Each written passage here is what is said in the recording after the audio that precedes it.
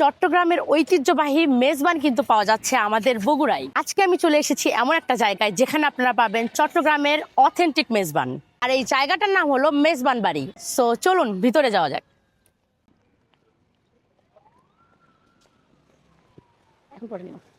So এখানে ঢুকে আমার একটা জিনিস বেশি ইন্টারেস্টিং লাগলো, সেটা হচ্ছে এই জায়গাটা বদ্ধ না, একদম খোলামেলা। আর তার উপর থেকে আরো বেশি ইন্টারেস্টিং লেগেছে হচ্ছে এই প্রত্যেকটা আলাদা টংঘর বা কার্ড যেটাই বলি, এগুলো আলাদা আলাদা একটা নাম আছে। ওইটার হচ্ছে কর্ণফুলী, এই পাশে হচ্ছে হালদা। তো সব মিলাই এই জিনিসগুলো অনেক বেশি ইন্টারেস্টিং লেগেছে। আর আরেকটা বিষয় হচ্ছে এই জিনিসগুলো প্রত্যেকটা বাঁশের তৈরি। মানে ওই যে পার্বত্য এলাকায় যেরকম সবাই যে মাচাং টাইপের বাড়ি করে না, ওরকম বিষয়টা। তো সেক্ষেত্রে এই জায়গাটা আমার কাছে অনেকটা ইউনিক লেগেছে। আমি যেখানে দাঁড়ায় আছি এটা হচ্ছে আমার পিছনে যেটা, ওটা কিচেন। আর এখানে আসলে ওই যে মেজবানটা রান্না হচ্ছে, আর অনেক রকমের আইটেম আছে ওনাদের। আর আমি এখনই অনেক ঘ্রাণ পাচ্ছি আসলে। এখানে আরেকটা ইন্টারেস্টিং বিষয় হচ্ছে ওনারা ব্যাকইয়ার্ডে একদম ওই যে চট্টগ্রামের যে ভাইবটা, ওইটা তুলে ধরার জন্য একটা বড় পোস্টার টাঙায় দিছে। মানে এখানে আসলে যেন একটু ফিল হয় যে হ্যাঁ, আমরা চিটাগংয়ের খাবার খাচ্ছি বা চিটাগংয়ের ঐতিহ্যকে আমরা মানে নিজের মধ্যে ধারণ করতে চাচ্ছি, এরকম বিষয়। আর এখন যে জায়গাটায় দাঁড়ায় আছি এটা একদম ফাঁকা একটা জায়গা। আর এখানে আসলে ওনারা আরো কিছু প্ল্যানিং করেছে, সেটা হচ্ছে ওই পাশে আমরা দেখছি ওটা তো করবে হচ্ছে কিডস প্লে জোন হিসেবে। আর এখন এই জায়গাটা থাকবে এরকম আরেকটা কার্ট হবে, এখানে আমরা লাইভ ফিশ বারবিকিউ পাবো। তো জায়গাটা অনেক বেশি খোলামেলা আর অনেক মানে ভাই ফ্রেন্ডলি বলা যায়। তো সেক্ষেত্রে আপনারা আসবেন, এনজয় করবেন, মোটামুটি প্লেসটা পছন্দ হওয়ার মতো আসলে।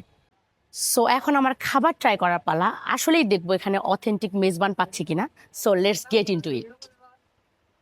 আর এই হচ্ছে তাদের মেনু কার্ড। সো দেখি কি কি আছে। অনেক কিছু item, plain rice, biryani, Mezbani special ভুনা খিচুড়ি, মেজবানি গোস্ট, মেজবানি কালা ভুনা, কলিজা ভুনা আছে, চনার ডাল। এখানে হচ্ছে সেট মেনুগুলো আছে। সেট মেনুতে পাবো প্লেন রাইস, মেজবানি গোস্ট, চনার ডাল আর মেজবান নিহারি। সেট মেনু 3-তে একটা জিনিস দেখলাম, সেটাতে হচ্ছে আমরা মাটন পাবো। আমি অর্ডার করেছি আজকে সেট মেনু 1, 2 এবং 3। আচ্ছা, আমার সামনে সবগুলো খাবার সার্ভ হয়ে গেছে। এই সেটটা হচ্ছে সেট মেনু 1, আমি যেটা নিয়েছিলাম। চনার ডাল, নেহারি আর বিফ, মানে মেজবানি বিফ যেটা। এইটা হচ্ছে আমার সেট মেনু 2। এটাতে হচ্ছে কালা ভুনা থাকবে, একটা নেহারি থাকবে আর চনার ডাল থাকবে। আর এটা ছিল হচ্ছে সেট মেনু 3, এটাতে পাবো চনার ডাল, আর ওখানে যেগুলো আমরা বিফ পেয়েছিলাম তার বদলে পাবো হচ্ছে মাটন।